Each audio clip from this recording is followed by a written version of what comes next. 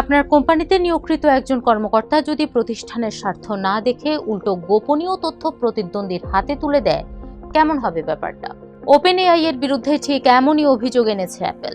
এই দুই মার্কিন প্রযুক্তি জায়ান্টের অভিযোগ গড়িয়েছে আদালতে। কে জিতবে এই লড়াইয়ে? দুই প্রযুক্তি জায়ান্টের লড়াইয়ের মধ্যে পড়ে এআই দুনিয়ারই বা কি হবে?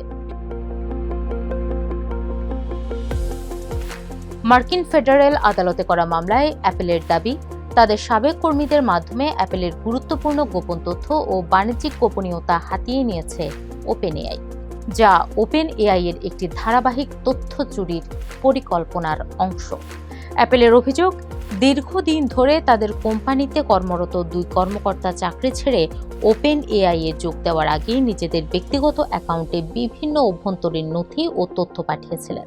এসব তথ্যের মধ্যে ছিল ভবিষ্যতের হার্ডওয়্যার পরিকল্পনা, গোপন উৎপাদন পদ্ধতি, সরবরাহকারী প্রতিষ্ঠানের সঙ্গে সম্পর্ক, পরীক্ষামূলক প্রযুক্তি, এমনকি এখনো বাজারে না আসা পণ্যের তথ্য।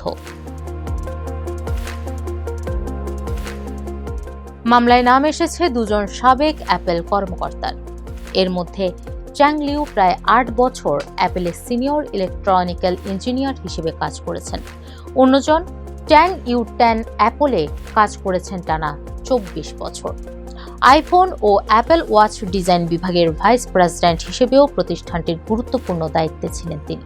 বর্তমানে দায়িত্ব পালন করছেন ওপেন এআই এর প্রধান হার্ডওয়্যার কর্মকর্তা হিসেবে। এছাড়া অ্যাপলের কিংবদন্তি ডিজাইনার জনি আইভের প্রতিষ্ঠিত আইও প্রোডাক্টস এর বিরুদ্ধেও অভিযোগ করা হয়েছে। এই প্রতিষ্ঠানটির বিরুদ্ধেও গোপন তথ্য ব্যবহারের মাধ্যমে ওপেন এআই এর হার্ডওয়্যার ব্যবসাকে এগিয়ে নেওয়ার অভিযোগ এনেছে অ্যাপল। কর্মীদের চাকরির প্রলোভনে তথ্য চুরি করতে ইন্টারভিউয়ের ফাঁদ পেতেছে ওপেন এআই। প্রতিষ্ঠানটির বিরুদ্ধে এমন অভিযোগও এনেছে অ্যাপল। তাদের দাবি, ওপেন এআই যখন অ্যাপলের বর্তমান কর্মীদের চাকরির সাক্ষাৎকার নেয়, তখন শুধু দক্ষতা যাচাই করা হয় না, সাক্ষাৎকারে প্রার্থীদের অ্যাপলের আসল যন্ত্রাংশ সঙ্গে আনতে বলা হতো, যাতে সেগুলো দেখিয়ে আলোচনা করা যায়। যদিও ওপেন এআই এসব অভিযোগ অস্বীকার করেছে। প্রতিষ্ঠানটির মুখপাত্র ড্রু পুসাতেরির ভাষ্য, অন্য কোনো প্রতিষ্ঠানের বাণিজ্যিক গোপন তথ্যের প্রতি আমাদের কোনো আগ্রহ নেই। যদিও অ্যাপলের দাবি, পর্যাপ্ত প্রমাণের ভিত্তিতেই তারা এই মামলাটি করেছে। কয়েক মাস আগেও দুই প্রযুক্তি জায়ান্টকে এক মঞ্চে দেখা গেছে। বিদায়ী সিইও টিম কুক অ্যাপলের ডিভাইসে চ্যাট জিপিটি যুক্ত করায় ওপেন এআই এর প্রধান নির্বাহী স্যাম অল্টম্যান প্রকাশ্যে প্রশংসা করেছিলেন। কিন্তু হঠাৎ কি এমন হলো, সেই বন্ধুত্বপূর্ণ সম্পর্ক এখন আদালতে গড়িয়েছে? এ ব্যাপারে বিশ্লেষকদের ভাষ্য, শুধু গোপন তথ্যের জন্যই মামলা হয়েছে এমনটি নয়। ভবিষ্যতের এআই হার্ডওয়্যার বাজার নিয়েও দ্বন্দ্ব আছে দুপক্ষের। কারণ ওপেন এআই শুধু সফটওয়্যার কোম্পানি হয়েই থাকতে চায় না, নিজস্ব ভোক্তা প্রযুক্তি পণ্য তৈরির পরিকল্পনা করছে তারা।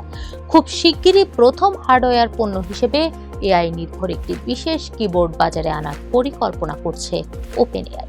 পাশাপাশি ভবিষ্যতে শেয়ার বাজারে তালিকাভুক্ত হওয়ারও পরিকল্পনা রয়েছে প্রতিষ্ঠানটির। অ্যাপলের বিরোধের জায়গাটা এখানেই।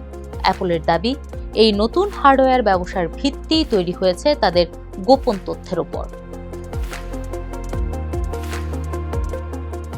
আদালতে অ্যাপলের চাওয়া, ওপেন এআই যেন কোনোভাবেই তাদের গোপন তথ্য ব্যবহার করতে না পারে, সেজন্য আদালতের তাৎক্ষণিক নিষেধাজ্ঞা এবং ওপেন এআই এর কাছে থাকা সব গোপন তথ্য ব্যবহার বন্ধের নির্দেশ, সেই সঙ্গে ক্ষতিপূরণ।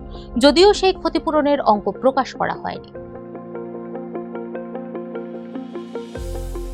প্রযুক্তি জায়ান্টদের মধ্যে এখন সবচেয়ে বড় প্রতিযোগিতা হচ্ছে এআই খাতের দখল নিয়ে। এক্ষেত্রে প্রতিযোগিতা এখন কেবল সফটওয়্যারেই সীমাবদ্ধ নেই। ভবিষ্যতে স্মার্ট ডিভাইস, পরিধানযোগ্য প্রযুক্তি এবং এআই চালিত হার্ডওয়্যার বাজারে আনতে পরিকল্পনা করছে ওপেন এআই।